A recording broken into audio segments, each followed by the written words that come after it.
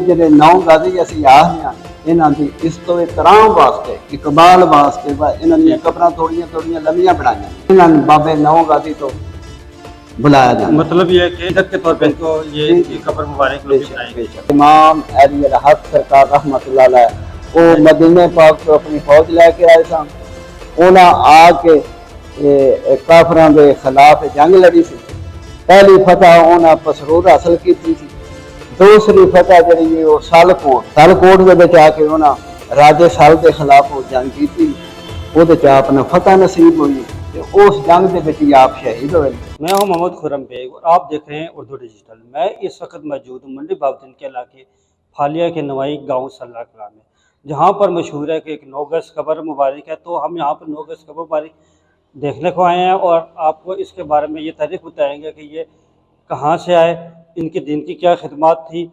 तो चलते हैं यहाँ के कुछ अफराद से बात करते हैं। मैं मंडी बाबुद्दीन की तहसील फालिया के एक नवाई गाँव सल्ला कला में मौजूद हूँ, जहाँ पर 9 गज बाबा पीर साहब के नाम से कब्र मुबारक मौजूद है और इनका दरबार मौजूद है।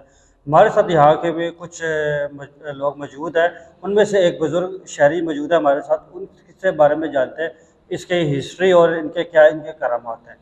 जी अस्सलाम वालेकुम। जी वालेकुम अस्सलाम। जी नाज़रीन को अपना नाम बता सकते हैं? जी मेरा नाम मोहम्मद अरशद। और ये किस गाँव में ये कब्र मुबारक है? कब्र सरले कला है।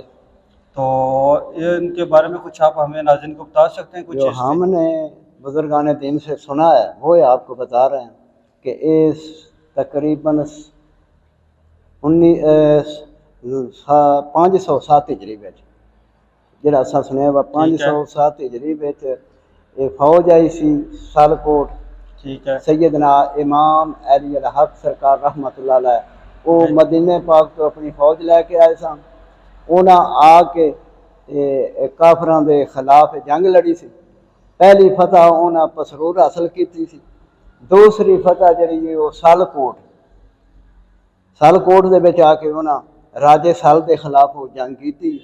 वो अपना फतह नसीब हुई तो उस जंग के विच आप शहीद हुए। जेड़े उतो आप दे साथी बचे ने उन्होंने ये जेडे 9 गाजी असी आखने हैं इन्हां दी इस तो इतराम वास्ते इकबाल वास्ते इन्हां दी कब्रां थोड़ियां थोड़ियां लम्मियां बनाईयां गईयां ते इन्हां नूं बाबे 9 गाजी तो बुलाया जाता। मतलब ये कि इज्जत के तौर पे इनको ये इनकी कब्र मुबारक लोग बनाएंगे। ते करमातां बहुत सारियां ने इन्हां दियां बयान नहीं असीं कर सकते। करमातां जो भी दौर विच आउंदियां ने बहुत ज़्यादा करमातां ने लेकिन असीं बयान नहीं कर सकते। तो इन्होंने दिन की भी खिदमत की थी इस इलाके में? जी इस चीज़ का सानूं इल्म नहीं जी।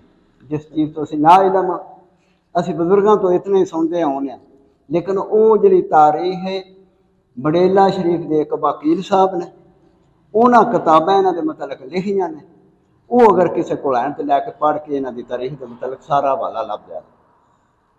ये बुजुर्ग शहरी थे जो बता रहे थे कि ये जंग में मदीना पाक से है तो यहाँ पर इनके जंग में ये इन्होंने शहादत नोश फरमाई और इनको यहाँ पर इनके अकीदतमंद वालों ने आके इनको दफनाया और इनके अकीदत के तौर पे इनकी कब्र को 9 गज लंबा किया गया ताकि ये एक अलग दिखाई दे और अकीदत के तौर पे इसको लंबा किया गया।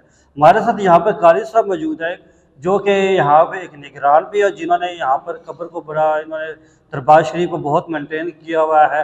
कोई इस तरह की कोई एक्टिविटीज़ नज़र नहीं आती। मज़ीद इनसे जानते हैं कि इन्होंने ये दरबार शरीफ को कैसे मेंटेन किया।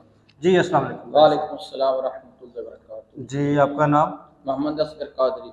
तो ये आप कुछ जो रहनुमा हमें रोशनी डाल सके कि जो इतना प्यारा है आपने मेंटेन किया है और साथ ही कब्रिस्तान है और कोई इस तरह का हमें यहाँ पे वो चीज़ नज़र नहीं? ये दरबार बहुत नीवा था, पानी खड़ा हो जाता था बारिश में, इसलिए हमने इसको कम्बल किया, सारा बनाया।